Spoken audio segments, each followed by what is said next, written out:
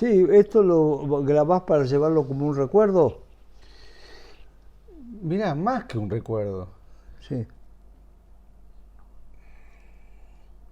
Para mí, vos sos de este planeta, pero es de un futuro del planeta. Es como si fueras de otro planeta.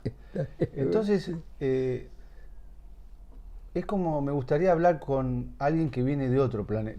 Digamos, sí, sí. tener una charla y que me cuentes cómo es ver el mundo desde este otro planeta del que venís. Sí. Sí. Bueno, yo te digo desde el punto de vista de los sueños, ¿viste? Los sueños que uno tiene cuando es adolescente, cuando es niño. Esos sueños hace que vos te vayas a querer construir un mundo. ¿Eh?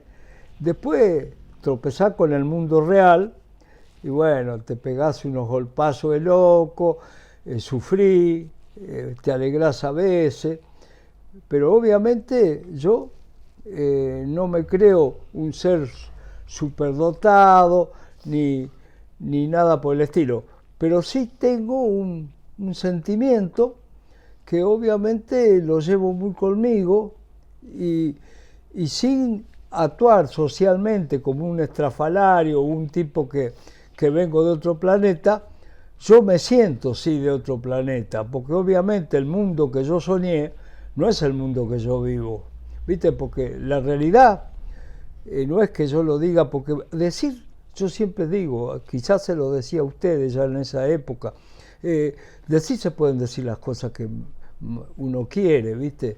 Después hacer, se hace como está el refrán, haz lo que yo digo y no lo que yo hago. Yo al revés, haz lo que yo hago, no lo que yo digo, porque decir puedo decir cualquier cosa. Ahora, cuando la palabra es verdad, cuando está respaldada por la acción, la palabra que no está respaldada por la acción de un tipo que dice, como estamos acostumbrados mucho acá en este país, que escuchamos que dicen cualquier cosa y después hacen totalmente lo opuesto, cosa que la tecnología hoy lo denuncia enseguida, ¿viste? Le saca la antifaz enseguida porque vos ves por televisión a un tipo que está diciendo tal cosa y el locutor le pasa, ¿viste? De hace 4 años que es totalmente lo opuesto y no se puede cambiar así. Eso es chantada total. Yo en cambio, una de las cosas que ustedes por ahí me respetan es porque soy coherente entre lo que he hecho y lo que he dicho y lo que hago. Es decir, esa es la realidad, mi realidad. Entonces mi realidad nace desde la adolescencia, cuando mucha gente puede creerlo o no, pero yo cuando tenía 8, 9 años, escribía novelas, hacía poesía, populares, no, porque no estaba en un nivel social refinado. Mis viejos son de cultura italiana, ¿viste? Chacarero, mi abuelo, había venido, laburaba el campo, en Italia tenía una quintita, es decir, así que somos de ese origen, y bueno, pero eso sí, mi abuelo era todo de teatro y había hecho teatro, se casó siendo ya muy grande, y bueno, y él se sabía la Divina Comedia, se sabía un montón de cosas que cuando se hacía lo que se llamaba la vela en italiano, a pasar la noche, que venía lo otro de la otra chacra, y yo cuando íbamos a pasear al campo, escuchaba ya, fue el primer tipo que me deslumbraba con los relatos, y entonces a mí me gustaba escribir, y yo a eso de los 12, 13 años empecé a querer aprender a dibujar bien para ilustrar los cuentos y las poesías mías. Pero resulta que un día, habré tenido 14, 15 años, y estaba en el barrio, porque yo vivía en un barrio cerca de la estación, en San Nicolás, que no teníamos luz eléctrica en la calle, no teníamos asfalto.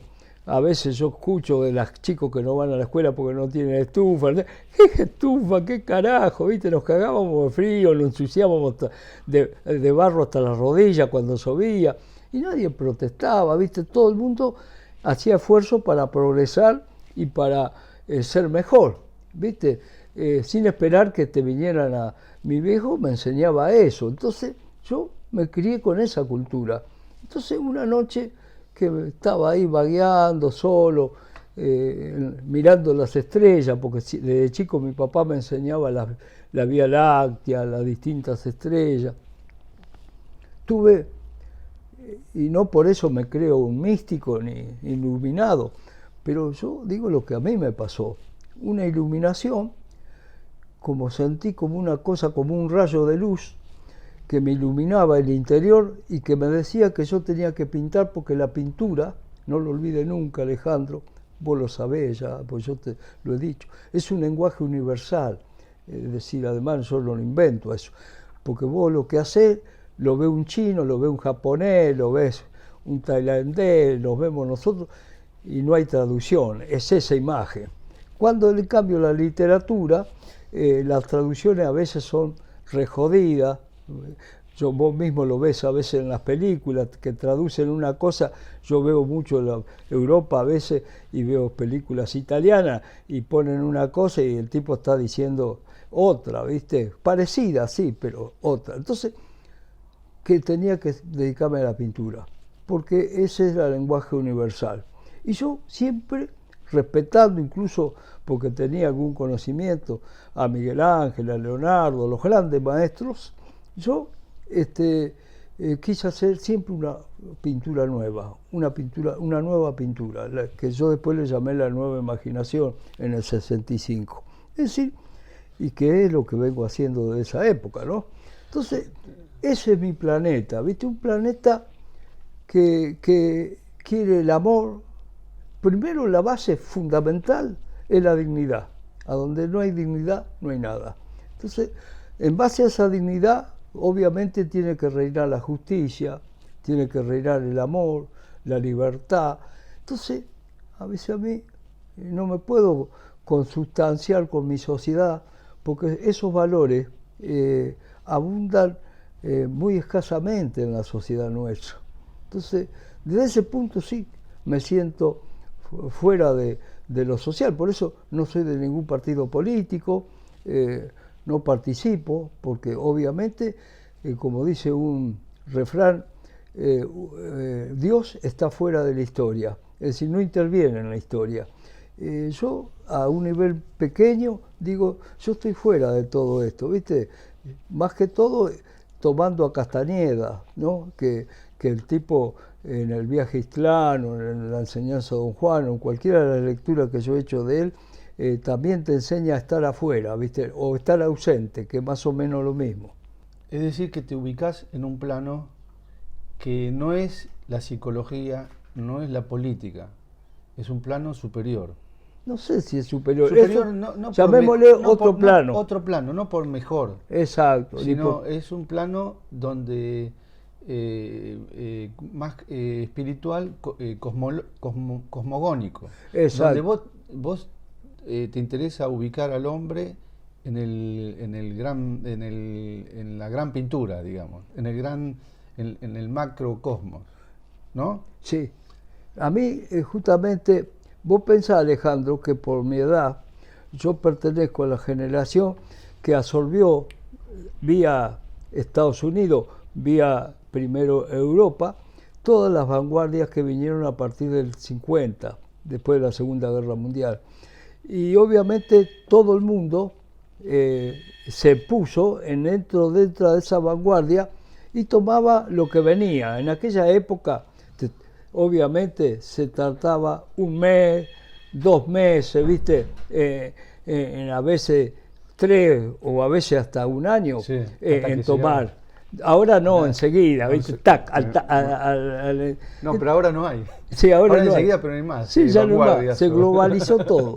Entonces, yo en cambio, en vez de estar buscando cuál era la onda, a donde, sin menosprecio, lo digo, pero es la realidad, todo el mundo la buscaba, yo me metía en mi interior y fui descubriendo las pinturas precolombinas, y entonces todo lo que era lo primitivo, y ahí buscaba mis imágenes, mis cosas. Por eso hice esto, que algunos a veces considera, porque es metamorfósico, ¿viste? Miró, porque hay gente que pareciera no entender nada de pintura. Es como si decimos que todos los realistas se parecen a Rembrandt o se parecen a Leonardo. El realismo tiene multiplicidad de facetas y nadie va a confundir a Goya con Rembrandt o con Velázquez.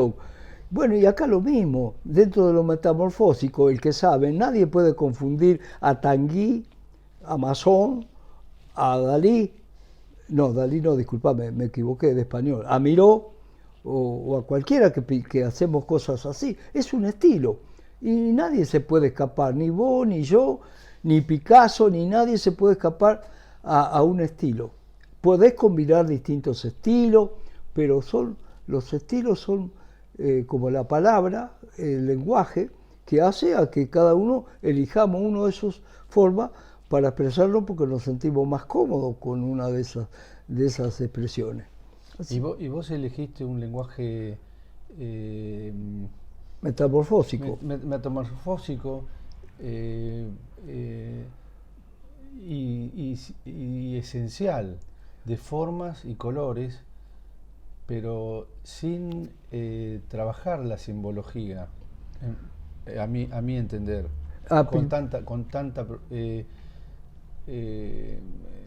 con tanto énfasis, pongámoslo.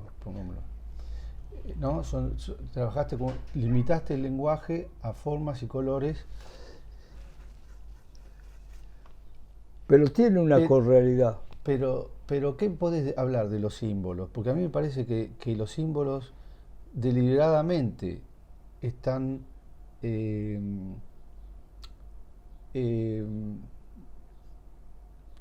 no participan. ¿A vos te parece? A mí me parece, pero ¿cuál es tu opinión? Vos fijate, cosa que yo considero positiva. Sí, está bien, no, porque el lenguaje puede ser, es cierto, en la pintura si haces literatura le erraste de rumbo, porque en pintura tenés que hacer pintura, literatura hacer literatura. Acá no hay un relato literario, obvio, hay, si se quiere llamar, un relato plástico, un discurso plástico. El discurso plástico está hecho, como dijiste recién, con formas y colores, a donde vos trabajás y surge el espacio, surge la luz, surge toda una serie de elementos propios del lenguaje plástico. Yo creo que el hombre que más lo puso en claro y en evidencia a principios del siglo XX fue Wassily Kandinsky, porque él es el que inaugura en la época moderna este lenguaje que ya usaban los precolombinos, usaban los primitivos.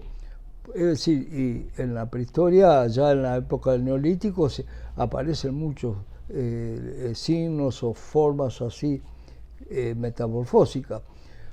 Pero obviamente toda forma, quiera vos o no, lleva en sí una correalidad y eso lo convierte en símbolo, porque el símbolo justamente, a diferencia del signo, el signo es señalativo, el símbolo es connotativo, entonces connotas cosas que obviamente vos las vas descubriendo después, como decía bien Herbert Reed, la imagen precede a la idea, entonces la imagen es primero, después viene el concepto, viene la idea.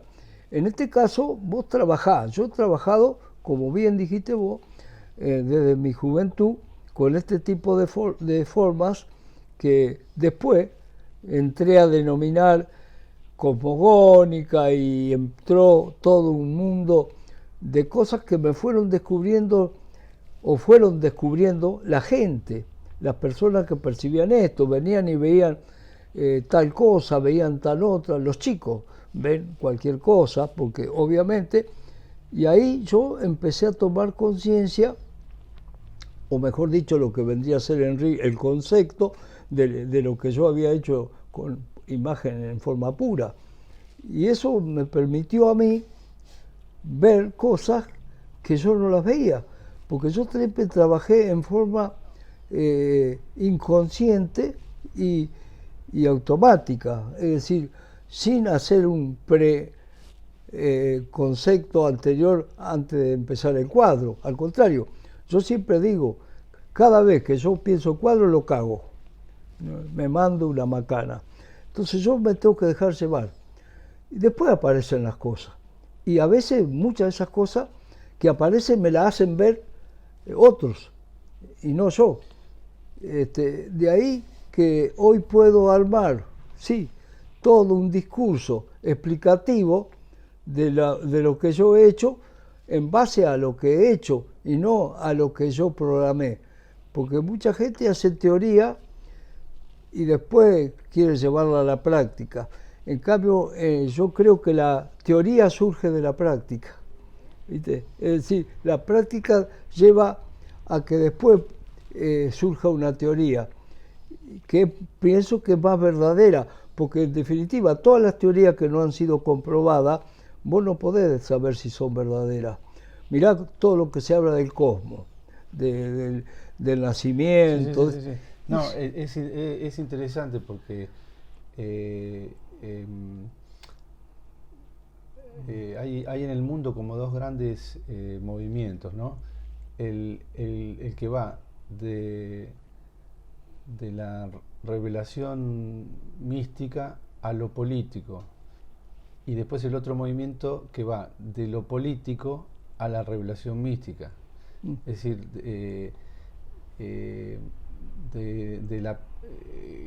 lo que vos estás diciendo, este último, más realista, que va de la práctica a la mística, a la teoría. Sí, claro. Ahora, cuando vos decías las referencias, todo tiene una referencia, como que nada se puede salir de lo simbólico. Pero hay referencias que apuntan a distintas zonas. Hay referencias que apuntan, o símbolos, al lugar común, y hay referencias o símbolos que apuntan a otra zona. Yo creo que vos apuntás a otra zona, sí, no al lugar común. No, porque además te digo... Entonces es otro, ¿se lo puede llamar símbolo? Sí. Pero me pregunto, si se puede llamar. Cuando uno hace referencia a algo que no existía antes, sí, es como está inventando una realidad. Claro, el asunto es que uno en este quehacer que te va llevando por distintas, galaxias, porque yo me dejo transportar y es como si fuera transitando por el espacio. En mi caso particular, vos sabés que yo no he hecho viajes, no tengo como muchos artistas, viste, que han viajado. A mí no me preocupa eso, porque yo vivo viajando con la imaginación por interminables cosas, ¿no? Tengo lo que yo llamo la valija de mis sueños. Es decir, porque en ese transitar por galaxias imaginarias y por mundos imaginarios, yo recorro pero cantidades de cosas que me permiten percibir, porque mira, para hacerla un poco más explicativa, a mí Mircea Eliade me influenció bastante con toda la parte del yoga y del arte oriental. Pero dentro de las cosas que yo sí me di cuenta que yo no podía hacer yoga, obvio, porque yo soy occidental y cristiano, diría, ¿no? Es decir, no dije católico apostólico, dije occidental y cristiano. Es decir, pero en una de las lecturas yo también descubrí que se puede llegar al santo seco no solamente con la práctica del yoga, sino con otras prácticas también. Y bueno, la pintura es una de esas prácticas. Yo creo que a través de la pintura podés llegar a ser maestro en el campo de la pintura, que vendría a ser equivalente al santo seco. El santo seco, bueno, no lo va a lograr siendo maestro, pero cuando vos llegás a ser maestro en la pintura, vos te convertís en color, te convertís en espacio, te convertís en forma, te convertís en atmósfera, es decir, te traspasan las cosas y hace como que vos estés en un estado de,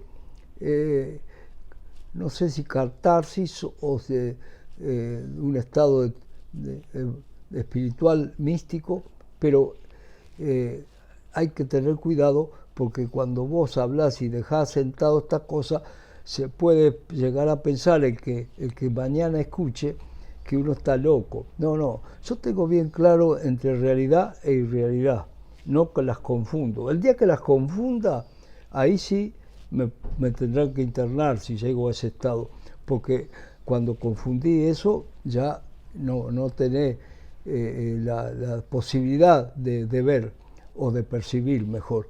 En el caso específico de lo que estoy hablando, uno se permite a través de esto, no sé, transportarse. Obviamente, el que no ha experimentado puede creer que uno está guitarreando. Yo que he hecho toda una vida dedicada a esto, teórica y prácticamente, no hice otra cosa más que esto desde los 14, 15 años. Puedo decir qué camino hice, lo que los orientales llaman Tao, y a través de ese camino, desde un purrete de barrio, medio atorrantón, vago, de cagarte a trompadas, jugar a la pelota, he llegado a ser un tipo que me desarrollé.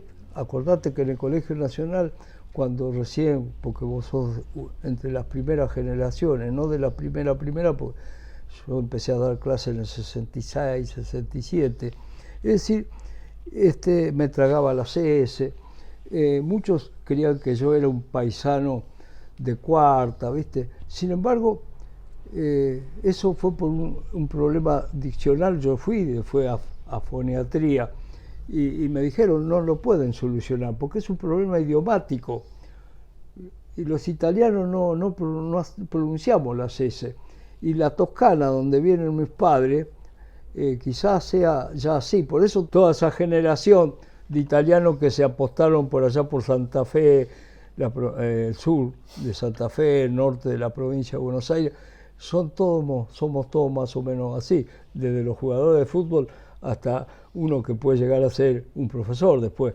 Bueno, pero yo desde ese pibe fui desarrollándome hasta lograr por lo menos hacer una persona, como me dijo una vez que en una de las charlitas que daba yo sobre arte, que me habían traído al presidente, la profesora Barriger, me había traído al presidente de la Sociedad de Escritores de Buenos Aires. Le digo, me va a quemar, le digo. Sí. Y yo le dije, mire que yo tengo un lenguaje un poco... Cuando terminé de la charla se acercó y me felicitó, me dice, vea, cuando usted está hablando uno no ni tiene en cuenta las S ni nada, sino lo que usted dice. Y bueno, yo tuve una alegría muy grande. Bueno, sí, desde ese purrete llegué a manejar todo lo que manejo en teoría del arte y en la imagen. Entonces hice un camino. Ese camino fue de elevación espiritual. Por eso para mí el arte no fue eso de querer ser, aunque lo pueda hacer por consecuencia, eso es otro problema, de famoso, hacer dinero, hacer todo eso. Para mí el arte fue una forma de mejorar mi condición humana y a través de lo que yo hago mejorar la condición humana de los otros. ¿Para qué sirve eso? Para que cada vez nos diferenciemos más de una cosa, de una bestia, y podamos llegar a ser una cosa, un ente espiritual, algo que haga que la vida, que la sociedad, que todo sea más bello, porque la belleza en definitiva es como ya la elaboraban los griegos, los orientales, se confunde con la verdad, la moral, la ética, la estética, en definitiva es una sola esencia. Es como, para terminar la idea, es como lo que vos me decías al principio, la búsqueda de lo mío es lo cósmico, porque lo cósmico te lleva a un vértice a donde nos juntamos todos allí, ¿viste? Es un solo espíritu, una sola cosa, y yo creo que hay una energía. Y yo tengo una anécdota que no quiero confundirla con algún mandatario latinoamericano que habló del pajarito, pero yo tengo una experiencia también con mi padre, ¿no? Que yo siempre le decía a mi viejo, porque con el viejo, mi viejo me introducía en todas estas cosas, así, y nos sentábamos a la noche, a veces mirábamos al cielo, y hablábamos de la vida, cuando se termina esta vida, y el viejo siempre creía. Bueno, le dije, un día yo le dije, bueno, si hay, acordate de avisarme, y te puedo asegurar, Alejandro, que me avisó ya 2 o 3 veces. Si son casualidades, ¿viste? Son cosas. Entonces, yo creo que hay una energía. No, a mí no creo en el catolicismo, en la forma como se predica, en absoluto. Es decir, yo creo en algo místico que está más allá de todo. Y soy cristiano desde el punto de vista que vos sabés que él es hebreo y es occidental, es todo. Cristo para mí es un ejemplo de ser humano, no de una cosa divina, porque acá cuando hay alguien que es algo así, lo convierten en divino porque obvio, no es humano, entonces nadie está obligado a ser como él. No, es un ejemplo de lo que yo digo, de la dignidad, del amor, de la libertad. Entonces yo soy cristiano de ese ángulo, ¿viste? Del ángulo de tener como ejemplo a una persona. Por eso a mí me dicen, ¿quién admira usted? Y a Mahoma, a Cristo, a Luther King, ¿viste? A todos los que proclamaron la no violencia y todos los que hicieron de la vida, pero el máximo Cristo, ¿viste? Es decir, no sé si porque está más lejano o porque estuvo menos contaminado o por qué. Entonces, ¿y qué tiene que ver el catolicismo con Cristo? Y yo te diría que nada, absolutamente nada, ¿viste? Es decir, ¿por qué? Porque los sacerdotes que existían en aquella época se apoderaron de la doctrina cristiana y, ¿viste? Y todo lo convirtieron a las conveniencias de lo que era el clero. Y siguen haciéndolo. Y algunos que se rebelaron como Lutero, ¿viste? Y toda esa gente le dieron con un caño. Entonces, a mí no me interesa ni el Papa, y a veces yo pienso cómo puede haber seres humanos en una época tan desarrollada como la nuestra, que todavía crean en los Reyes Magos, ¿viste? Desde ese ángulo. Es decir, porque yo digo, es como creer en los Reyes Magos. Yo respeto, eso sí, la creencia de cada uno, porque si no le estoy faltando el respeto a alguien y no es mi intención. Simplemente me pregunto yo, ¿cómo? Como alguno se preguntará cómo yo creo en lo místico y en esa energía cósmica que ya mi viejo me decía y de la cual él me ha dado evidencia de que existe. ¿Cómo? No me pregunté. Bueno, y esa experiencia que tuviste cuando tenías 14, 15 años... También fue eso. Fue eso, ¿no? Fue un rayo. Un rayo que se podría decir que tu alma te está comunicando tu misión en la vida. Sí, yo creo que sí, porque fue, mirá que en plena noche oscura, donde no había luz en la calle ni nada, nosotros estábamos acostumbrados a andar en la oscuridad, ¿viste? La luz de la calle más cerca de la de mi casa estaba a 3 cuadras, ¿viste? Después ahí se terminaba el asfalto y después tenía que hacer a pata. Y a veces cuando me iba al cine venía un poco tarde. Una vez me atravesé con un borracho que estaba tirado ahí en lo que ya podés llamarle vereda, porque eso no era vereda, era caminito que estaba para separarlo de la calle nada más. Es decir, porque no veía ni siquiera por dónde caminaba a veces los otros, porque lo sabíamos de memoria los muchachos. Entonces, en una noche esa que estaba solo esperando a otro amigazo para irnos para el centro, ¿viste? Para salir, no sé qué hora haber sido, pero era tarde y estaba re oscuro. Yo sentí esa luminosidad en plena oscuridad, ¿viste? Y a partir de ahí cambió mi vida, porque a partir de ahí ya dejé de jugar a la pelota, porque yo jugaba al fútbol, ya dejé y me empecé a dedicar a pintar. El viejo me había mandado al industrial porque él quería que el futuro era la ingeniería electrónica y quería que me dedicara a eso. Y a mí me gustaban los motores, me gustaban todas esas cosas. Fui. Y el tercer año dejé, ¿viste? por eso cuando vine a La Plata a estudiar pintura, me encontré con el problema de bachillerato y el superior, que yo no podía entrar porque yo no tenía bachiller, y por eso hice el bachiller en el Colegio Nacional, a la noche. Yo terminé quinto año Colegio Nacional a la noche, a los 23 años más o menos.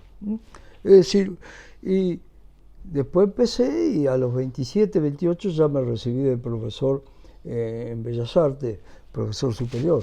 Es decir, tú cuentas todas las vicisitudes, ¿no? Y problemas, y uno va cumpliendo con la misión que tiene que hacer. Yo no me aparté nunca, Alejandro. Mirá que tuve 10.000 tentaciones para apartarme. Es como si yo digo que alguna vez... ¿Por qué uno no se aparta? No, Es porque tiene una misión, ¿no? no sé, pero además a mí me sirvieron mucho algunas lecturas. Yo fui fanático de Bergman, entonces todo el ciclo de Bergman, ¿viste? Que te deja la cabeza la miseria, ¿viste? Porque toda esa metafísica pesada, ¿viste? Porque hay gente que no se podía aguantar películas como El huevo de la serpiente, ¿viste? Porque son películas muy pesadas, algunas son más livianas, pero eso. Después, Hernán G, ¿te imaginás? El de Mian, que ese también me reafirmó la enseñanza, ¿viste? Yo siempre te la digo, no sé si ya te la dije, ¿viste? Cuando Demián se remonta hacia la estrella, el tipo se remonta. En un momento dudó, se cayó. Por eso nunca la duda, ¿viste? La duda nunca. Es decir, porque cuando duda, chao, ¿viste? Entonces, yo nunca, ahora mismo que se pareciera como que cambia mi vida, yo ya en una nota que lo dije, esto no me cambia nada. Y por suerte con Pablo de Sousa andamos muy bien, porque al contrario, él me valora todo lo que yo hice, porque yo no voy a cambiar ahora. Ponele, para hablar de estrafalario, que mañana las obras mías costaran lo que pueden costar ahora. Mirá, eso no cambia, ya he desparramado tanta obra en colegio, en escuelita, en particulares, y además si la obra está en los museos y en colecciones, se difunde, porque no es necesario tener el original, lo que vale es la imagen. El original es para los coleccionistas, pero el coleccionista colecciona cráneo, colecciona cuadros, colecciona estampillas. Ese es un problema de coleccionista. Acá lo que vale es la imagen. Y entonces... Esa imagen pura que empezaste a regalar en un momento, sí. ¿Cómo fueron esos momentos? Eso fue porque yo...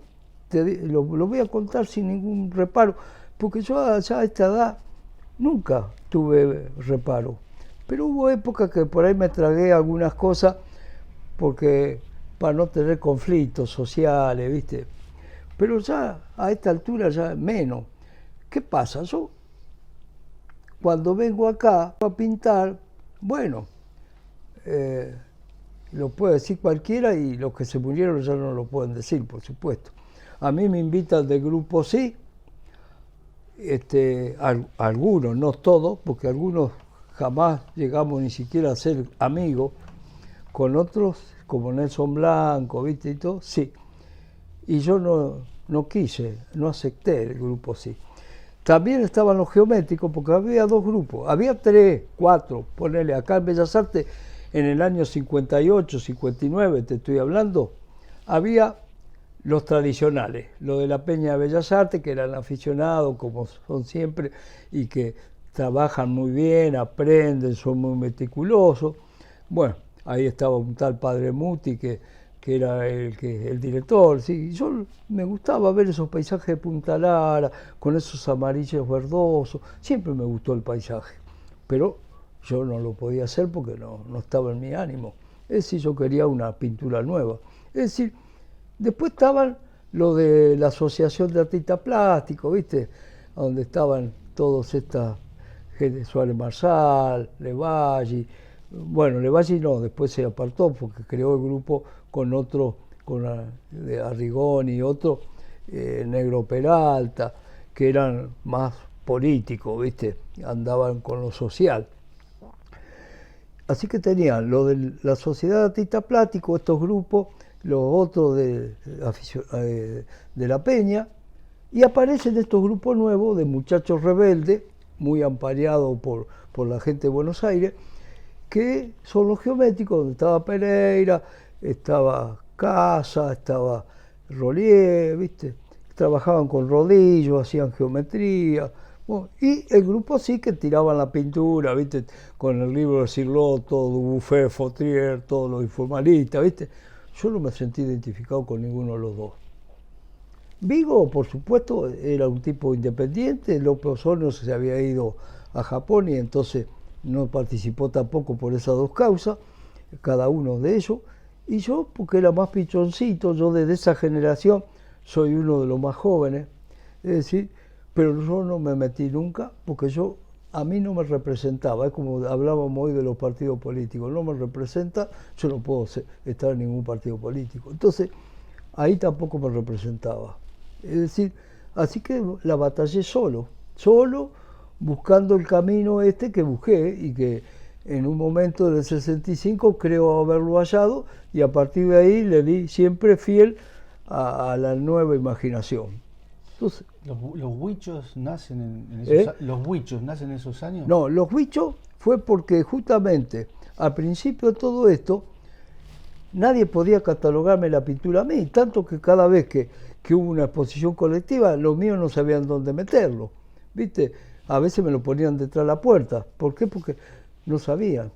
Entonces, yo, para darle un nombre, porque tampoco le podía llamar surrealismo, le puse Nueva Imaginación. Y como se parecían bichos y qué sé yo puse uní, porque todas las cosas que yo he hecho, así la serie, son palabras combinadas. Uní de dicho y de bicho.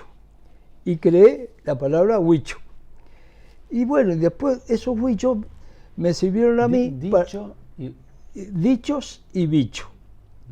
Bichos por los bichos que parecen bichos, algunas de las cosas mías de aquella época, y dicho porque cuando me pongo a escribir, que justamente empecé escribiendo los apuntes para ustedes, pero no los apuntes que eran de los libros de historia, eso no, porque eso eran apuntes que yo hacía, sobre todo para el Vergara, que era una escuela que no tenía muchos recursos, y entonces yo le hacía apuntes que sacaba de los libros.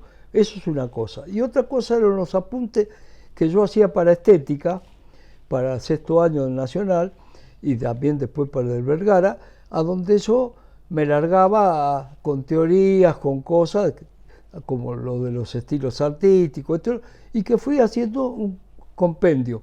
Y entonces lo fui publicando y se me ocurrió ponerle huicho estético, por dicho y por bicho, porque no quería ponerle un nombre que fuera así solemne. Entonces quedó huicho estético y de eso hice 4 ediciones. Por eso el último es Huicho Estético 4.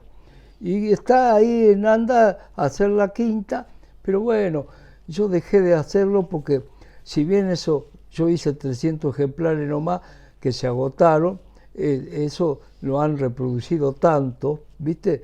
Que muchos de esos escritos que hay ahí son hoy anónimos, ¿viste? No se sabe de quién es.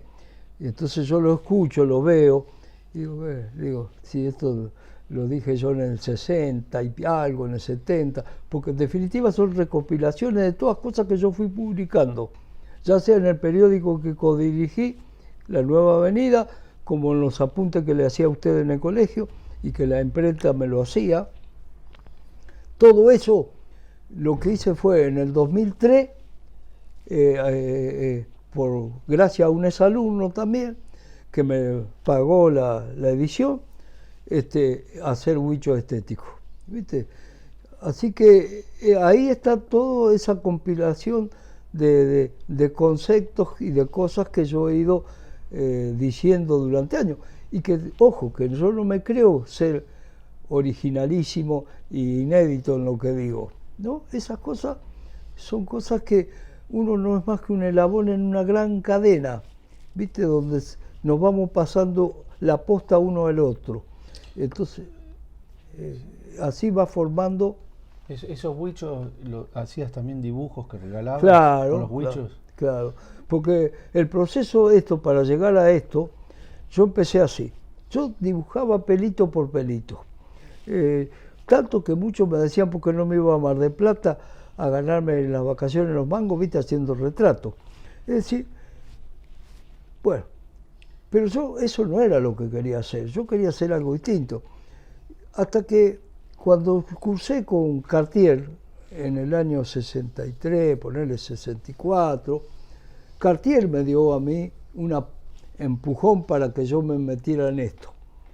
Porque Cartier me tenía a mí subyugado porque yo lo escuchaba atentamente, todas las teorías, era un hombre con un conocimiento tremendo, ¿no? De Heidegger, de todo, una concepción filosófica del arte. Es decir, que él decía que había que desaprender lo aprendido. Y yo que ya me había aprendido todo eso en la academia, que tanto que a mí me acuerdo, uno de los profesores de ahí, el Garte, me dijo, ¿para qué está acá usted si usted no necesita venir? Aragón lo mismo. Es decir, no, yo vengo con un título, le digo, porque yo me quiero ganar la vida, no quiero vivir de la pintura, quiero vivir para la pintura. Yo siempre la tuve claro eso, lo que pasa es que tenés que vivir de algo, porque si no, aparece uno de estos que no trabajan ni nada, que viven, viste, que le tienen que dar pensión social siempre.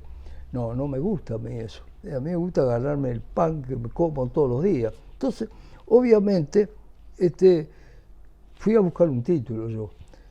Y eso me permitió después hacer que Boy esté sentado acá conmigo. Es decir, hacer con muchos exalumnos una amistad, no muchos, pero con algunos por lo menos. Es decir, que va transmitiendo, porque mirá que de ustedes tenés varios, ¿viste?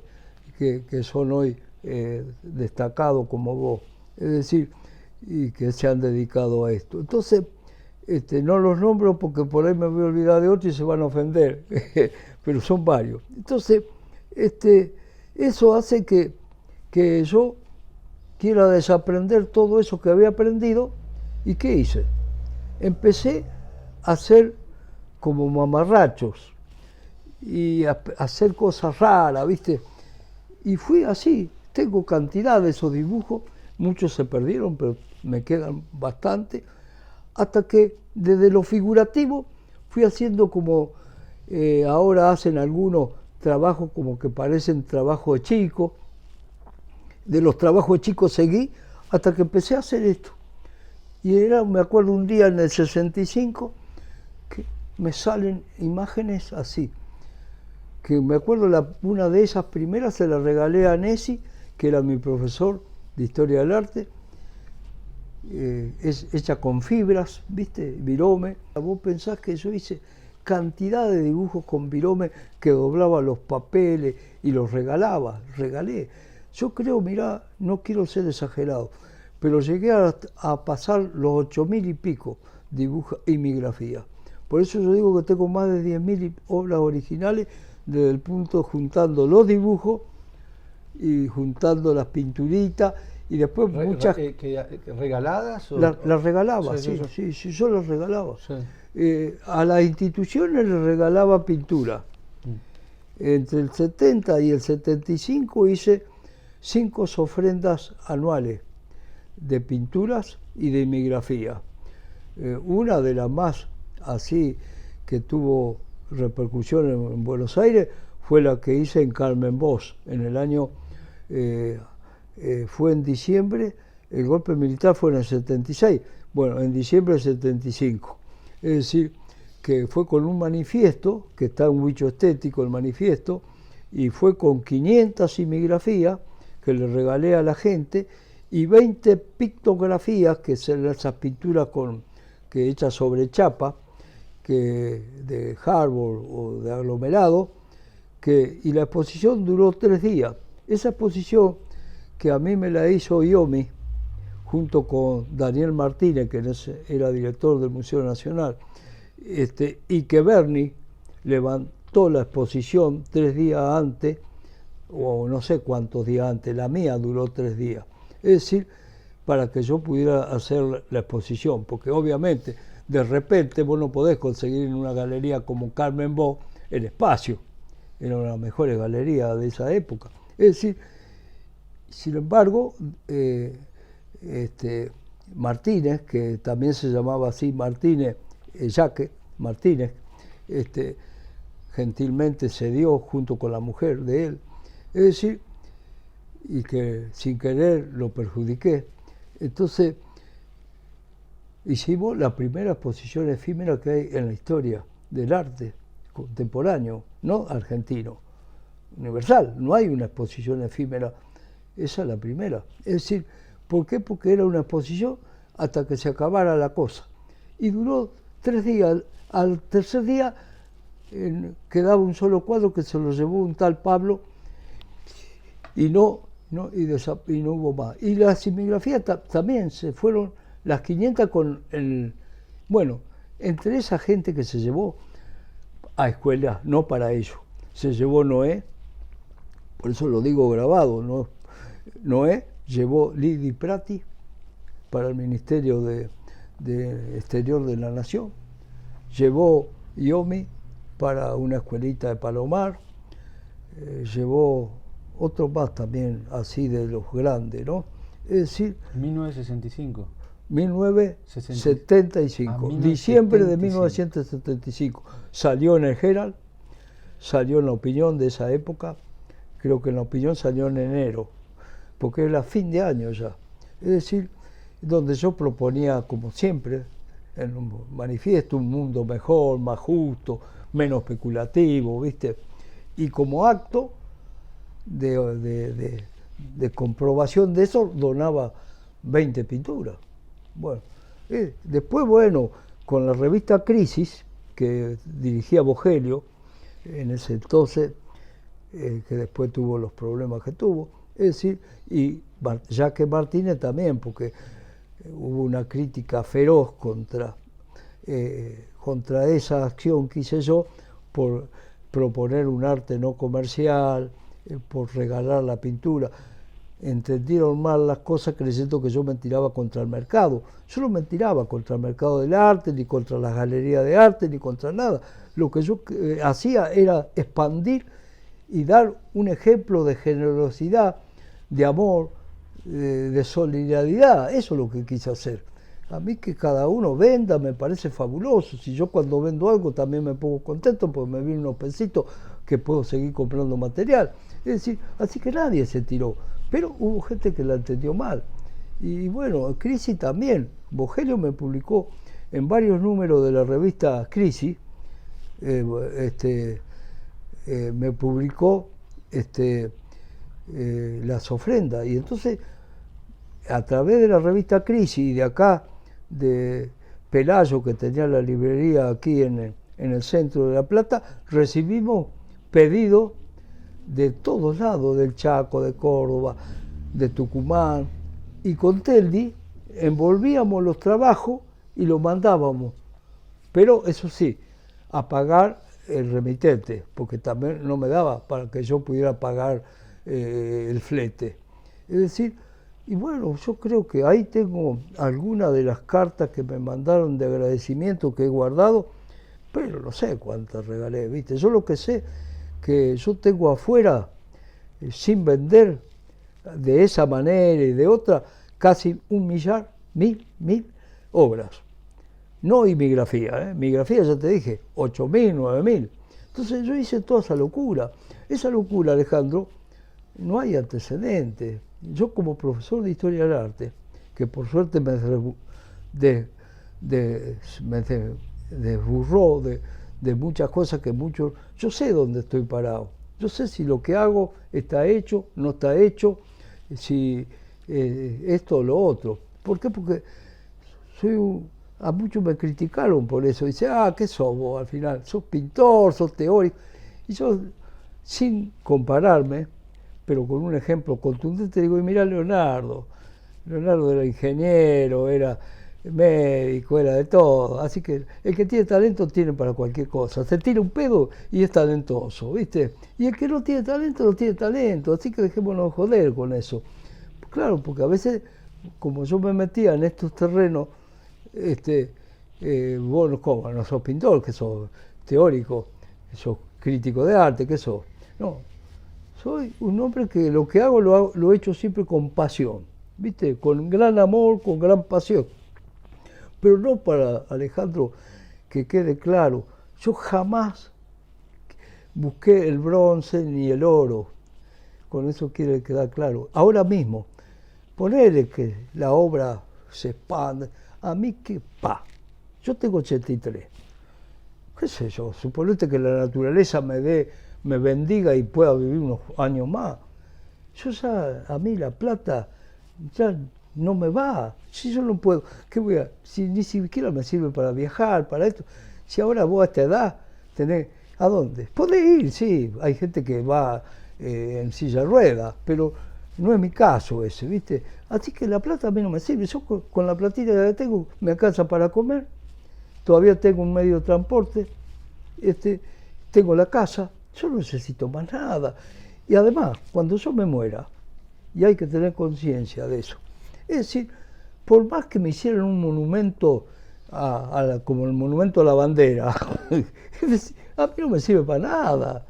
En la otra dimensión, si es que hay, lo que es de esta no te sirve para nada. Y no me da nada, nada. Esa es la gran conciencia que hay que tener. No te da nada. Lo que te da vos la satisfacción es cuando vos estás pintando, cuando estás creando, cuando le estás dando a otro. Esa es la gran satisfacción. Lo otro, y bueno, sí, es como la ropa que te pone encima, te puede hacer que sea... Quiere decir que para pagar la deuda no hace falta plata. Porque para pagar la deuda con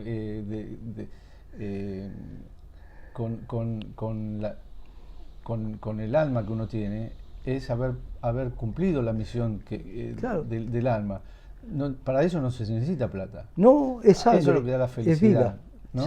Porque... Sí, las cosas más pequeñas es las que te hacen más feliz. A mucha gente le cuesta creer. Ese es como el cuento ese del tipo que pero, está... pero es pequeña cumplir con la misión. No es alma. pequeña, pero quiero decir, Sí. menos brillante desde el punto de vista de lo que le ponen oro a las cosas. Yo a veces me cago de risa cuando veo que adoran los reyes, que salen en la revista la princesa, pero la puta madre, digo, todavía estamos en eso. ¿Qué tienen en la cabeza? Le dedican espacio a cantidad de boludeces de ese tipo, y por ahí el otro tipo que está descubriendo algo y que ha aportado algo para... a ese tipo ni le dan un espacio. Yo tengo siempre una anécdota, me acuerdo cuando Estudiantes salió campeón en La Plata, que buena hora, fenómeno, todo. Pero había venido en esa época el Sabin, la poliomielitis. ¿Ah, sí? ¿Vino a La Plata? Sí, estuvo en La Plata. Estuvo en La Plata. Y yo me enteré, ¿viste? Por casualidad, porque siempre compré el diario para enterarme de las cosas de acá. Bueno, hoja 1, grande, Estudiante, campeón, ¿viste? Hoja 2, chiquitito, allá arriba, que nos visitaba Sabin. Que nadie lo leyó, quizá, ¿viste? Muy poca gente.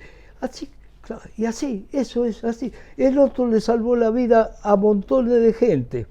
Que pueden caminar y ni ocupa espacio.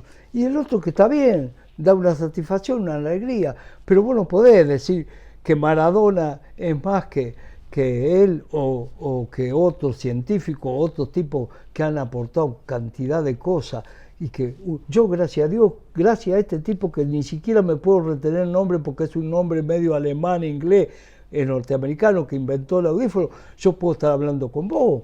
Si no, yo no podía estar hablando, tendría que ser como Beethoven, escribiendo con una pizarra y así, una locura, porque yo me saco esto y no escucho absolutamente nada. Pero ese tipo vale 10.000 Maradona, ¿te das cuenta? Pero no porque me beneficia a mí, beneficia un montón. Pero ese y otros tantos. La sociedad es pelotuda, la sociedad fomenta toda la mugre que tenemos. Los medios fomentan todo eso. Yo en Testamento Estético lo digo muy claro, ¿viste? Pero nadie me dio bola. Testamento Estético nunca puede ser un bestseller, ¿te das cuenta? Porque, y eso pasó con la exposición que decía hoy, con todo. Yo sin querer, queriendo, no sé, le doy con un caño cuando hablo a estas cosas. Y porque entonces perjudico, pero son una manga de pelotudos, es como con la contaminación ambiental y todo, creen que ellos se van a salvar. El día que destruyamos el planeta, no va a quedar uno. Algún pelotudo creerá que se va a otro planeta en una nave espacial, no sé qué creerá, ¿viste? O que se va a salvar. No, no se dan cuenta que la mejor política que podemos hacer es mejorarnos como seres humanos y mejorar la condición humana. Nos beneficiamos todos. Hay tipos que, viste, son cuadrados. Yo no puedo hacer nada, más que haberme amargado toda la vida en tratar de intentar de mejorar la condición del ser humano como la mejoré la mía, sin que yo me crea perfecto, ni mucho menos. Pero obviamente yo traté de mejorarme y mejorar. ¿Para qué? ¿Para enriquecerme con qué? Si eso no me enriquece. Para ser mejor persona, para que el mundo sea mejor, para que la sociedad sea mejor. Yo no lo puedo entender. Yo directamente no puedo entender a determinados personajes. No lo puedo entender. Estos políticos que tenemos... Bueno, que, porque si lo tratás de entender desde la política o la psicología, es complicado porque estamos en el...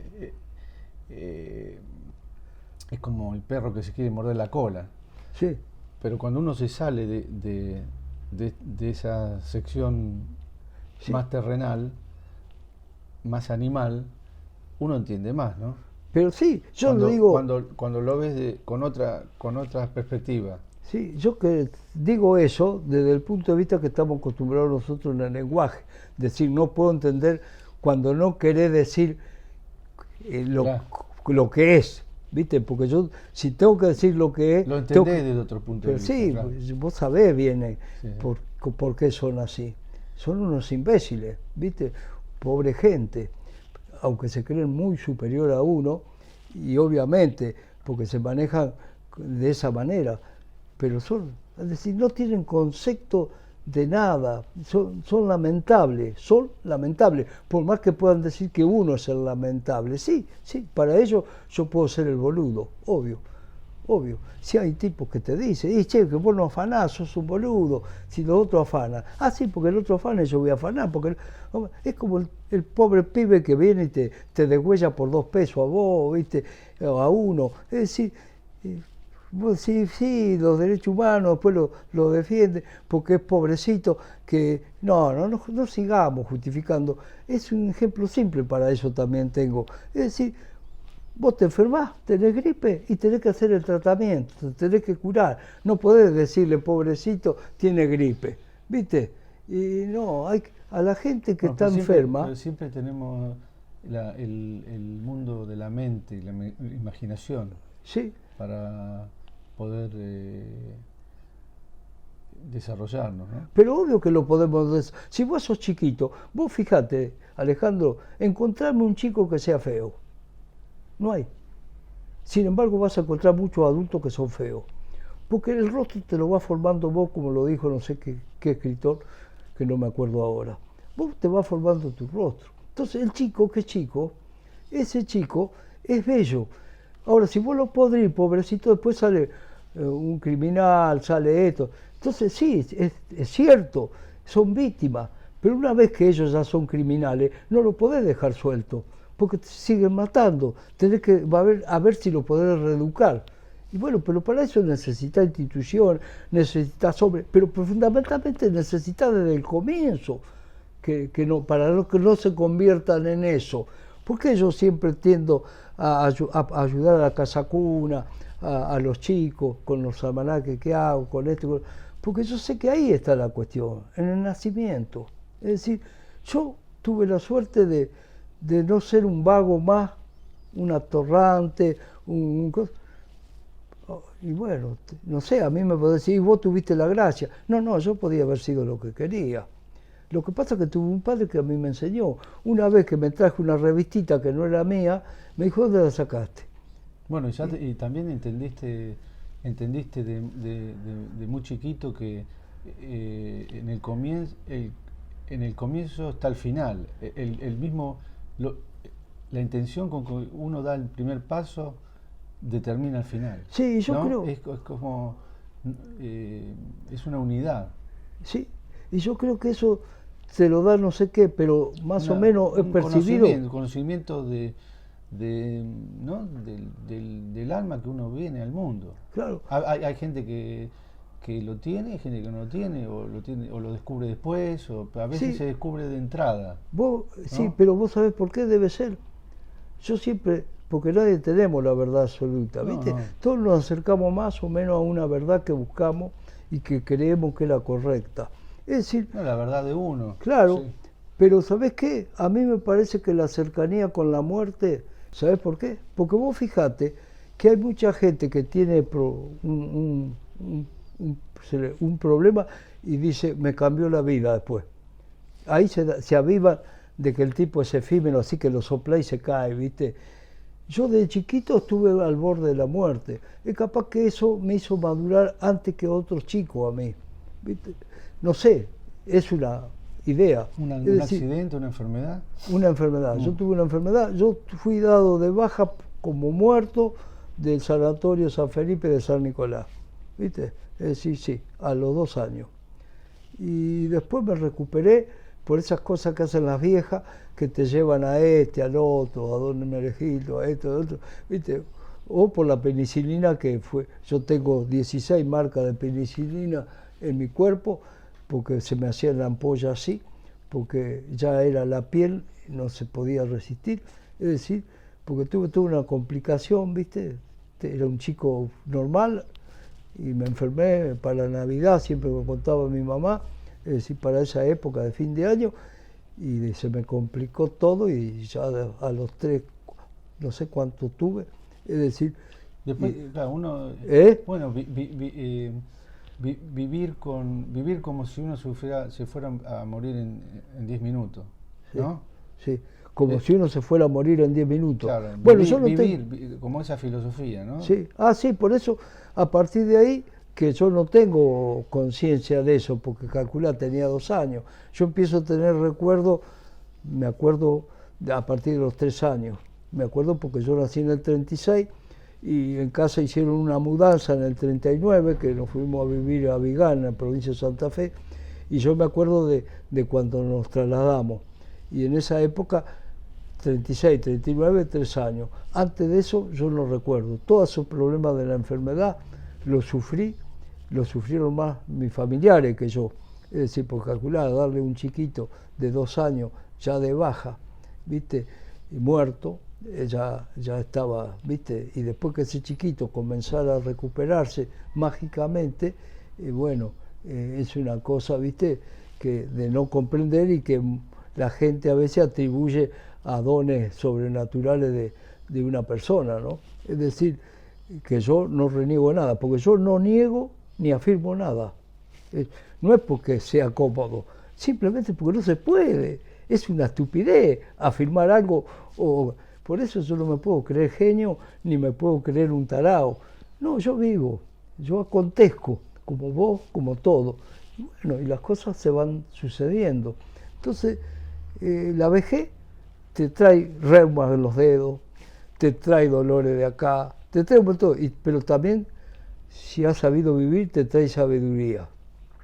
Y esa sabiduría es la que uno olfatea o percibe, que es la que te puede acercar al maestro, que sería el santo seco. Es decir, ojalá, cuando yo veo que se regala tanto, viste, la palabra maestro, artista, ¿viste? En el ambiente nuestro, una joda, es decir, yo digo, pero esto no tiene ni concepto, ¿viste? Es decir, primero para ser artista tenés que ser un sensible que te traspasen la cosa y que pueda expresarla.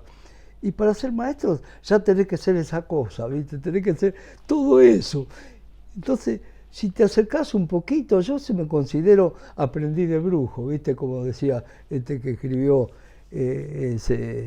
bueno, ya me voy a acordar. ¿Castaneda? Sí, no, Aprendiz de brujo lo escribieron 2 franceses. No es así, se llama el libro, no me puedo acordar ahora. No, Castaneda es un capo. Castaneda es un tipo que a mí me enseñó un montón. Ya te digo, fue posterior. Yo Castaneda lo descubro siendo adulto ya. En cambio, a Hernán G, ¿viste? Dostoyevsky antes, por supuesto, uno de los grandes capos que yo admiré de entrada, ¿viste? Todos los rusos profundos, tremendos, bárbaros, los tipos, ¿viste? Pero después que en la juventud, adolescencia, fue, ya te dije, Bergman en las películas y Hernán G en la literatura, ¿no? Tremendo. Después, bueno, vos descubrís a otros tipos como que admiro, a Márquez, 100 años de soledad, ¿viste? Sí, sí. A estos tipos que son, ¿viste? Sí. Fuera de serie, ¿no? Porque el realismo mágico en América también está consustanciado con la pintura que yo hago, ¿viste? Es decir, todo eso te va nutriendo, te va realimentando, porque te sentís como parte de eso, ¿viste? Porque si uno no se alimenta, no puede seguir. No, me viene a la mente, hablando de Castaneda, que él pasaba a través de las paredes. Ah, sí. Y que me vino esta reflexión de, en lugar de hacer un agujero por abajo de la tierra o romper una pared, saltar una pared. ¿Qué pensás? En vez de hacer un agujero en la pared. No, claro, en lugar de pasar, entrar a romper la pared, sí, saltar por arriba de la pared. No, según el concepto de estos que llegan a esto, ya sea Castañeda a través de hechiceros, o en el caso de Eliade a través del Santo Seco, nadie ni salta ni perfora la pared, la traspasa. ¿Cuál es la diferencia? Que vos la traspasás, ¿te das cuenta? Es decir, traspasar es ir más allá de la pared, aunque esté en la pared. Ahora, si es real, como decía Eliade, de que estos tipos santos secos pueden desintegrarse y pasar la pared y volver a integrarse después la pared, no lo sé. Ahora, si a un tipo como él, que le dieron el título de honor y causa de toda la universidad del mundo, incluida la de La Plata, porque estuvo acá hace unos cuantos años, es decir, yo no lo conocía ahí, sino lo conocí antes gracias a un profesor que tuve yo en Bellas Artes, que era un capo en toda cultura oriental, porque a Oriente no se le llama filosofía, se le llama cultura. La filosofía es más de los occidentales, porque la filosofía es un sentido más racional, y la cultura oriental, vos lees a Lao Tse o a ellos, es más espiritual. Entonces la diferencia está entre el conocimiento racional y el conocimiento sensible. Yo soy de los que si tengo algo de conocimiento es sensible, no es racional. Yo todo lo intuyo, me manejo con la intuición, porque vos podés improvisar si tenés algo adentro. Es decir, suponete esta charla es una improvisación, porque acá no hubo un argumento previo ni nada. Pero si vos me preguntás y yo no tengo nada adentro, no se da. Entonces, aquellos que dicen que es un improvisado, sí, para ser un improvisado hay que saber. Es al revés, todo es al revés. Desde el ángulo nuestro. Bueno, pero es una combinación de organizar e intuir, ¿no? Claro. Entre lo racional y lo no racional. Nos organizamos para hacer mínimamente con algunos elementos para hacer la charla, pero si no hay nada que decir, queda en organización. ¿No será lo que está pasando ahora, hoy día, que hay mucha organización, pero hay poco contenido? Sí, es lo que pasa, a mi entender, a mi modesto entender siempre, lo que pasa es que se ha podrido todo desde el punto de vista de que se le escapó el mono de la jaula, como dice el refrán, ¿viste? Se quedó la jaula vacía. Claro, el conocimiento se basa en la diferenciación, Alejandro. Doy el ejemplo más simple de siempre. Vos decís cuadrúpedo, y te imaginás todos los animales de cuatro patas, pero cuando vos ya decís caballo o vaca, ya empezás a diferenciar. Si después tomás caballo o vaca, y empezás a ver las distintas clases de raza de caballo, ya tenés más conocimiento. Si después cuando tomaste una raza, vas viendo la distinta evolución de esa raza, las distintas características, más conocimiento. Entonces, lejos de lo que algunos predican, diferenciación, lo que hace al conocimiento. Bueno. La igualdad es la chatura. Entonces, si todos somos iguales, eso, como dice el refrán, todos los gatos son pardos. ¿Te das cuenta? No, no son todos pardos los gatos. Entonces, en eso, lo que pasa en la sociedad actual, esto es a partir del relativismo.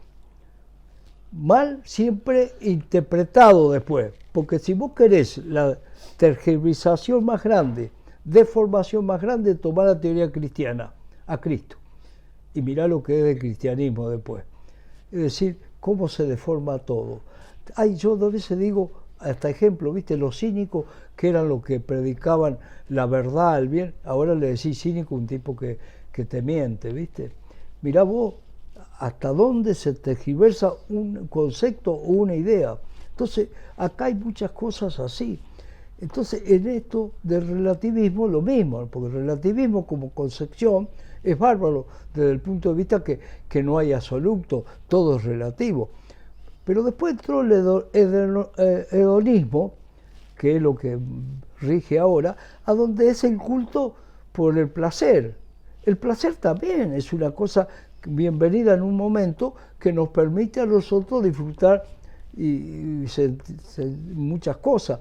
Pero después, cuando es el placer por el placer, se pudre todo. Entonces, la libertad, todo ha entrado en un marasmo que no está todo mezclado, como hay un filósofo argentino que a algunos le cae mal, pero que es un filósofo, que es de Cipollín, en Cambalache ya te está expresando bien este fenómeno. Porque a veces un tipo cree que para ser filósofo hay que ir a la universidad y graduarse en todo caso será filólogo, es decir, un tipo que conoce la historia de la filosofía. El filósofo es el que, como Hernández, que te escribe en un Martín Fierro todo una concepción filosófica de lo que es el gaucho, lo que es el tipo, la idiosincrasia del que vive acá en esta zona. Es decir, y que se crió también en los barrios, en las cosas, también supo pescar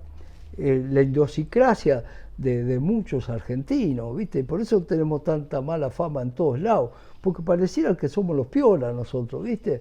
Es decir, y todos quieren como acá, todo el mundo. ¿Cuántos planes sociales hay en la Argentina? Demos trabajo, pero a mí que no me digan que no se puede. Mira, tenemos un montón de tierra. A toda esta gente que hay que pagar y pagar impuestos para que no hagan quilombo, es decir, porque obvio, tienen hambre, démosles, hagamos una ciudad nueva a donde te guste, porque podés elegir, y démosles parcela de tierra, que cultiven la tierra y que tengan un corral a donde tengan animalitos, pero no solamente le alcanzaría para auto y tener la dignidad de auto alimentarse, sino que también podrían hasta producir después. No, lo seguimos teniendo en una condición infrahumana, porque humanamente a mí cuando veo eso digo, ¿cómo pueden vivir así? Arrinconado, amontonado en los asentamientos que hay y viven así y dándole planes sociales, esperando ellos que les llevé la yerba y el mate, es decir, cuando podían vivir dignamente y que me digas que es imposible, no, porque con esa misma plata construimos para el lado del sur, del norte, a donde más te guste, barrios enteros y en poco tiempo los tipos, mientras tanto sí, sigamos dándole hasta que empiecen a cosechar. Pero ¿cómo me van a decir a mí que no se puede? ¿Qué no se va a poder? Todo se puede, no se quiere, porque es más fácil tener ignorante que puedas llevarlo para el lado que a vos se te da la gana, a tener gente lúcido, porque a tipos cuando somos lúcidos, porque tengo algo de lucidez, a mí no me pueden venir a llevar así de la nariz. No, un momentito. Es decir, entonces, en la medida que tengamos seres sensiblemente. Bueno, también sí, depende, depende de muchísima gente que todavía no tiene conciencia de que es mejor ganarse el pan por uno mismo que Por ser supuesto. asistido por el Estado. Pero para eso Pero- hay que tener otro estado de conciencia, hay que educar, Y por eso, Alejandro, y entender que me haría mejor trabajar la parcela de tierra que me den el vivir cheque. como se está viviendo. Pero eso también depende de la conciencia masiva de la gente, individual y masiva, más que la conciencia de tres políticos. claro, lo que pasa ¿Y es cómo que... se llega a...? ¿Y cómo se llega a esto? Sí, sí, esto, lo que dijiste vos, es el planteo. Porque ¿cómo hacemos para educar a esos políticos para que se eduquen a los otros? Esto es un despelote. Pero si hay un grupo humano que se dice que son tan revolucionarios y que son tan... ¿Por qué no empiezan ellos haciéndolo? Si manejar hoy, ¿cuántos serán? ¿2.000, 3.000 personas que están en esa situación? 7.000, ponele como locura, lo que sean. Los otros son 500, son 1.000, pero son 500 o son 1.000 que tienen capacidad. Bueno, ellos son los que tienen que organizarle a esto. Y si vos lo educás a una persona, le creás un buen gusto, esa persona después no hace mal a otro. Es todo educación, vos lo acabás de decir, es educación, pero hay que educar. Y bueno, si no se empieza a educar, imposible. Ah, eso te iba a decir yo, tomamos un cafecito. Sí, como que... ¿Vos querés tomar un cafecito? Sí, sí, sí. No, yo cuando te decía que para mí sos de otro planeta, lo decía en el sentido, uno de los sentidos es que cuando alguien cumple con la misión de su alma, es como de otro planeta o de otro tiempo, para pasar del espacio al tiempo. Claro, de otro tiempo, cuando idealmente mucha más gente, idealmente toda la humanidad, de chiquitos estén conectados consigo mismos, con su alma, y digan, yo sé para qué vine al mundo, o que lo busquen con pasión en los años de la infancia, de la adolescencia, para no perder tiempo. Porque eso es la felicidad, ¿no? Saber que a pesar de todo lo que uno va a pasar, porque no es fácil, estamos en el mundo material, uno va a estar trabajando para cumplir la misión que uno mismo tiene, que puede ser cualquiera. Claro. No tiene que ser así, Sí, no, heroica o estrafalaria o lo que sea. Entonces, en ese sentido, cuando yo estoy con vos, me siento en casa, porque estoy con alguien que me puedo entender, porque me siento unido con otro misionero, digamos. Exacto. Sí. Bueno, sí. No sé, vos que me preguntás si estoy de acuerdo. Claro, yo ya te lo dije hoy. Porque es peligroso esto, ¿viste? Desde el punto de vista de que hay que ser claro en el concepto, porque no tenés que dejar asentado, como algunos de los grandes de la historia que han hecho grandes cagadas, que se han creído señalados o, designados. No, vos lo dijiste claro hoy, yo lo entendí bien. Uno mismo se impone eso. No es que uno se sienta más, ni tampoco se siente menos.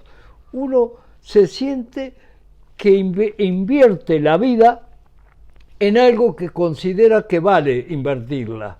Porque la vida, vos nacés, vivís y morís.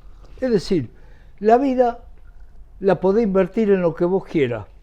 Desde estar jugando a la bolita toda la vida, ¿viste? El tiempo. Claro, el tiempo. Hasta tomarte vos una misión. Así como, con todo respeto y cariño, la Madre Teresa se dedicó a hacer para asistir a toda esa pobre gente, cosa que yo no tendría capacidad para hacerlo porque no me da. Es decir, yo elegí esto, como obviamente vos elegiste lo tuyo y cada uno elige. Entonces yo Claro, traté... la renuncia de la Madre Teresa es una renuncia, pero también es una ganancia, porque Claro. vos renunciás y te acercás a vos mismo. Claro, pero es que toda elección involucra una renuncia, toda. No hay nada que vos elijas que no has tenido que renunciar a otra cosa, seas o no consciente de ello. ¿Mm? Es decir, nosotros, en el caso particular mío, obviamente yo elegí esto que ya hablamos. Es decir, porque me considero que, ya sea porque místicamente yo me sentí iluminado, ya sea, cada uno tiene su forma, su estilo, pero no por eso me creí nunca superior a nadie, ni, viste, mi imagen me vende, así que yo no necesito decirlo. Yo paso por cualquier tipo simple y humilde de cualquier lado y no por esos que tienen, viste, esa imagen que son personajes. Estoy lejos del personaje. Yo siempre aspiré a ser persona, no personaje, que son dos cosas distintas. Entonces, esa persona que elegí ser, la acuñé en una frase que la tengo en un manifiesto también y que está en Huicho: de todos los destinos, el más bello es ser útil a la humanidad.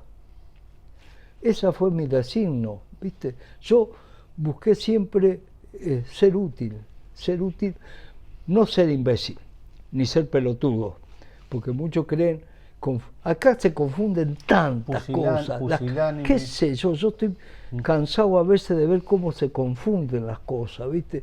Es decir, porque a veces es a propósito, ¿no? ¿Viste? A veces a propósito, a veces no, qué sé yo, pero yo no. Yo, volando. Exacto. Volando, dijiste. Volando. Volando, sí, claro. Volando. Muchas formas en tus pinturas pueden tener distintas posiciones. Sí. Están como... En el espacio. En el espacio. Exacto. Eso tiene un mensaje político. No están encerradas o determinadas por la ortogonalidad de la arquitectura en que vivimos. ¿Qué puede decir? Yo lo que digo es que yo me doy cuenta de eso después, como estábamos hablando hoy de estos conceptos, ¿cierto? De que uno tiene como ejemplo, me salí del ángulo, espera, que uno tiene como ejemplo ¿está bien? Sí. Que uno tiene como ejemplo el hecho de que vos decís, yo hice esto o lo otro. No, el asunto está en que uno la hace y después ve que pasa eso. Y debe ser por el concepto mismo de la imagen, que es el concepto mismo de uno. No hay arriba abajo, de un costado o del otro. Es decir, hay, nada más. ¿Viste? Entonces, claro que puede estar puesto así, puede estar puesto al revés. Sí, pero siempre hay una fuerza de gravedad. Yo me doy cuenta que siempre hay algo que me indica que eso está abajo, porque pesa y cae el peso para abajo. Pero podría estar arriba. Es decir, si vamos a tomar las dimensiones arriba, abajo, costado, el otro. Es decir, pero porque la imagen en definitiva es representativa del concepto que vos tenés de la vida. Es decir, es muy difícil que si sos auténtico, lo que vos hagás no coincida con lo que vos sos. Es decir, está totalmente unido, salvo aquellos que copian, ¿viste? Hay gente que copia y entonces obviamente al copiar no sos vos. Si yo lo copiara, qué sé yo, a Picasso, y obvio, la imagen que yo hago representa la idea de Picasso, no la mía. Pero si yo hago una imagen, aunque sea muy humilde, que es mía, me va a representar lo que yo soy frente a la vida. Entonces no se escapa de eso. Por eso que lo que vos puedas ver en la pintura es realmente lo que yo soy, y lo que yo soy en este no ser, es decir, es lo que quiero de la vida, es decir, o lo que vos plasmás de la vida.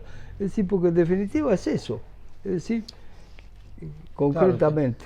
Claro, el mundo en que vivimos es brutal porque busca sensaciones todo el tiempo. Sí. Pero cuando se enfrenta a algo que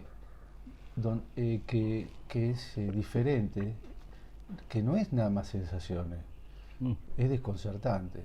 Y no es fácilmente detectable, porque en general se buscan sensaciones, ¿no? Agradables, sensaciones que son parte del arte, pero no es lo más importante.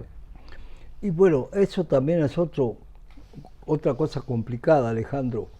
A veces nosotros mismos no sabemos qué es lo que más o menos importante. Lo importante es por ahí, ¿no?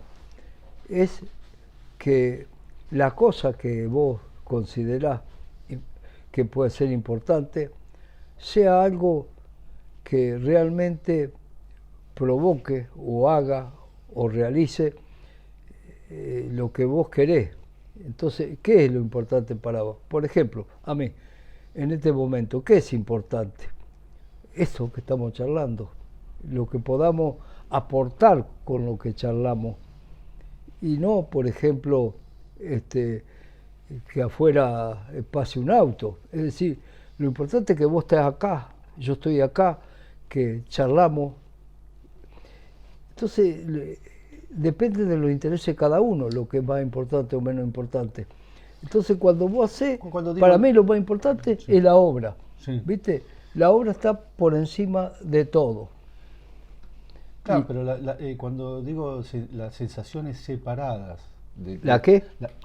Cuando digo las sensaciones, quiero decir un factor separado. Sí. Las sensaciones son parte del arte. Pero si se buscan nada más sensaciones, no pasa nada. No se accede a la totalidad. Eso, a la totalidad. Sí, eso entonces, es como un fraccionamiento de la experiencia, la sensación, ¿no? Claro. Y la idolatría a la sensación. Ese es otro tema. No, es parte del tema. Pero el arte es algo total. Exacto. Es como como la vida, es una totalidad con la vida, no es un fabricante un fabricante de sensaciones. Eso no es un artista. Claro, es como, si me lo permitís traducir, yo te diría que es como si vos con el cuadro te quedás con la forma y los colores nada más. ¿Viste? Te quedás con lo que se llama la composición, el equilibrio, la armonía, y vos mirás y te quedás con eso. Esas son las sensaciones. Claro. Pero la percepción es cuando vos eso te permite entrar en otra dimensión. Ahí está. Y entonces empezás a sentir otras cosas. Ahí tenés lo que a mí, traducido al lenguaje del nuestro, veo lo que vos me decís entre sensaciones.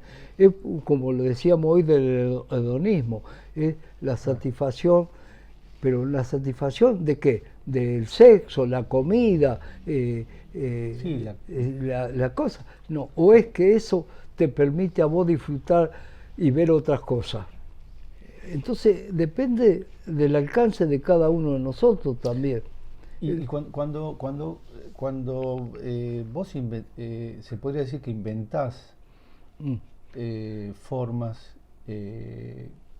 colores, composiciones, esa invención es relativa y absoluta, es relativa sola, es absoluta sola, o es una combinación entre algo que no se puede modificar y algo que se puede perfeccionar o modificar con otros cuadros. Yo creo que todo se puede, es decir, creer que algo es inamovible y absoluto, creo que es un error. Todo es transformable y todo es modificable. Es como si vos te vas ahora a Heráclito o Parménides. Ya eso que vos estás diciendo ahora ya está planteado desde la antigüedad. Es decir, porque Heráclito dice, no te bañarás 2 veces en el misma agua. Y Parménides era lo absoluto, lo estático. Es decir, yo creo que el yin, el yang, todo en Oriente como en Occidente, siempre existió esa cuestión entre Apolos y como es, y Zeus, no, Apolo y bueno, el Baco, ahora sí. Es decir, siempre hubo la misma Pascua y la misma carnaval. Es decir, siempre jugaron un poco entre lo absoluto y lo momentáneo o lo pasajero, o entre el disfrutar y lo austero. Es decir, así que en ese juego entre esto y lo otro es que se da la dinámica. Ninguna de las dos cosas puede desaparecer. Nosotros no tendríamos luz ahora si no estaría el polo negativo y positivo. Ese es el juego. Entonces, el que se agarra a uno de esos pierde. Es decir, esa es la dinámica de la vida. Está bien. Bueno.